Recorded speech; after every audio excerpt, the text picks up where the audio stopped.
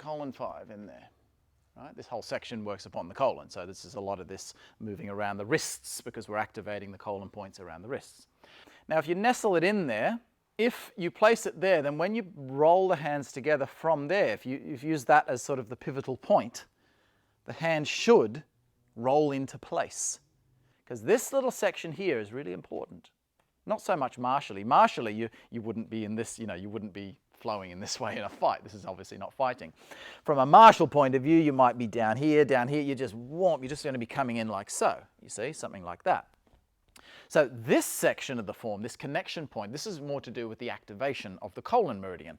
So when we roll down here, this here on the in-breath,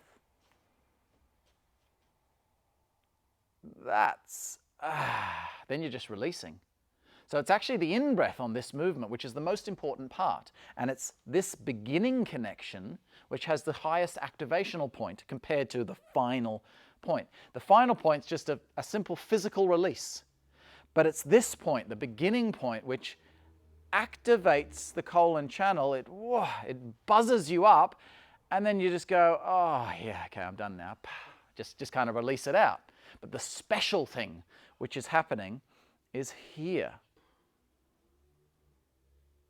That's really nice. And now you're actually releasing away from those colon activations to release that energy out. We'd be doing it again here. You're bringing it around. There's that same activation. And that activational point where we get to the top of the breath. What happens at the top of the breath? There's that slow down before the release, just like we did here. So it's at the top of those points, that's where you're kind of milking it.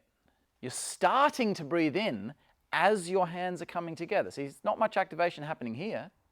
But when you get to the top of that breath, where everything slows down for a moment, everything almost comes to a stop. So it's like you're getting this little charge happening where you're breathing in,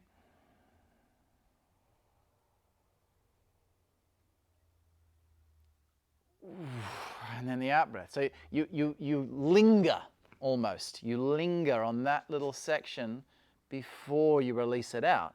So if you're flowing with your breath, but if I do it like this, and I just do sort of physically, in breath, in, out, not in and then out, you don't get the activation happening. Because it's like as soon as you're there, it's gone. But if I can breathe in,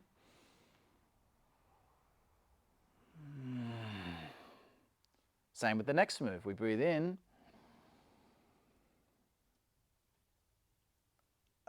Still haven't breathed out. And then I breathe out, you see? Why in Taiji do we keep the rear heel down? Whereas most other martial arts tend to let the toe, ball of the foot go into the ground, the heel comes up. Two reasons why we keep the heel down in the form. We don't keep the heel down most of the time. If I'm punching the bag, you'll notice the rear foot coming up, just like a boxer would, for example. Whichever leg the weight is going into, the other leg is flicking up on the toe. By being on the toe, it gives you more mobility. It allows your hip to turn much more freely. When you plant your foot on the ground, you're restricting yourself to some degree. So generally speaking, when we strike something, we pivot on the rear toe. We sink into one foot and pivot on the rear foot. So in the Taiji form, the first reason is we're trying to stretch our body. If you let this up, you've lost all your stretch instantly. You push that, whoa, there it is, there's the stretch. So we're looking at stretching out the body. But all of the postures in your Taiji form, they can be a strike, or they can also be some form of a grappling application as well. And of course, when you're grappling, you don't want your rear foot on the toe. Right? You plant your feet when you're grappling because it's a totally different issuing of force compared to a strike. Well, I'm not saying you have to do the form and always visualize the grappling applications. I like going through the form and still feeling that boom, like the striking intent. So you can still have that striking intent, which gives you a very different sensation in the body compared to the grappling intent. Because when you push on something, it's like there's power all through the movement. Okay? So if I push on someone, for example, if I want to push someone, I don't go like, Look, there's no power there. I'm not issuing anything. That's a strike. That's, there's the boom, there's a strike on the end of the movement. If I want to push someone, it's a constant pressure. It's that connection straight to the heel, into the palm, into wherever I'm pushing from, and I'm pushing into him, to give you an idea. So it's more of a constant pressure. So if I were doing a posture in the form, see it's like an emptiness. In the beginning, there's this emptiness, followed by that. To me, I would say, I don't like to say it's better, but it's definitely a different sensation. From a Qigong perspective, I'm talking about, from an energy cultivation. I would probably say, on average, my preferred way is this wave and pop. Oh, that gives me, for me personally, a nicer feeling. Having said that, some postures I will do more with that controlled connection, like grappling. What you'll notice is, if you have the ability to open your hips up at 90 degrees, which is what's required here, but when you stand on one leg, you go, oh, all your muscles tighten up, and that then pulls your muscles in. So because your muscles are so tight, because you're stressing out, you're not allowing them to open up all the way. So in which case, you can hold on to something like a ballerina would. Ballerinas have the best balance in the world, don't they? How do they start? Balancing on a bar. So I do a lot of exercises with my beginning students. Yeah, there's a bar there. Practice brush knee twist step like a ballerina. Okay, the first intent. Just checking. Checking a kick, something. Just something like that. So the foot's just picking up. You're not striking in the first one. It's just a check. The second intent is a knee strike, but it's a vertical knee strike. Okay?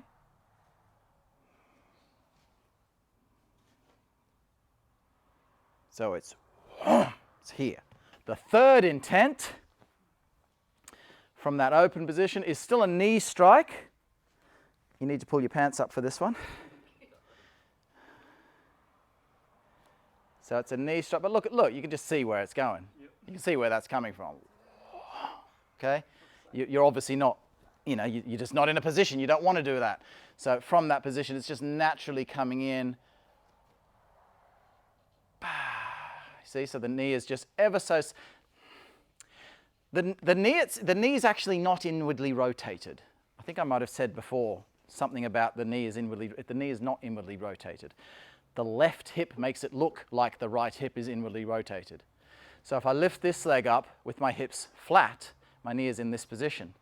It's my left hip which is changing position.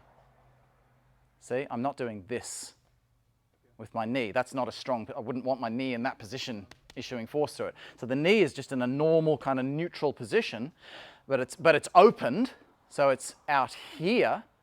But then the left hip, if I exaggerate it, it's like I'm doing that, like as if I'm coming in for a roundhouse kick or like a real side-on kick. Now this is like an extreme version of what's happening in the brush knee twist step, but that's where the intent is. So it's coming in from the side, here it comes.